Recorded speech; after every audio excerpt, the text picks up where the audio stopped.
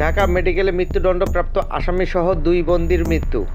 গাজীপুরের কাশিমপুর কেন্দ্রীয় কারাগার ও নারায়ণগঞ্জ জেলা কারাগারের দুই বন্দী গতকাল শুক্রবার দিবাগত রাতে ঢাকা মেডিকেল কলেজ হাসপাতালে চিকিৎসাধীন অবস্থায় মারা গেছেন। তারা হলেন মৃত্যুদণ্ডপ্রাপ্ত আসামি সাবিদুল্লাহ। তিনি গাজীপুরের কাশিমপুর কেন্দ্রীয় কারাগারে বন্দী ছিলেন। তার বাড়ি কিশোরগঞ্জে। আরেক বন্দী হলেন নারায়ণগঞ্জ জেলা কারাগারে বন্দী সুমন মিয়া। ঢাকা মেডিকেল কলেজ হাসপাতালে পুলিশ ফাঁড়ির পরিদর্শক মোহাম্মদ ফারুক এ তথ্য নিশ্চিত করেন। শাহবাগ থানার উপপরিদর্শক এসআই রাশিদুল আলম বলেন, কাশিমপুর কারাগার কর্তৃপক্ষ সাবিদ উল্লাহকে অসুস্থ অবস্থায় গত বৃহস্পতিবার ঢাকা মেডিকেল কলেজ হাসপাতালে ভর্তি করা হয়। তিনি গতকাল দিবাগত রাত 1:30টার দিকে মারা যান। অন্যদিকে নারায়ণগঞ্জের বাসিন্দা সুমন একটি চুরির মামলায় গ্রেফতার হয়ে নারায়ণগঞ্জ জেলা কারাগারে ছিলেন।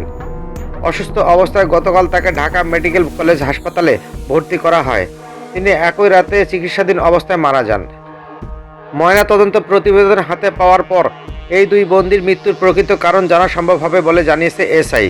তবে প্রাথমিকভাবে ধারণা করেছেন অসুস্থতার কারণে তাদের মৃত্যু হয়েছে।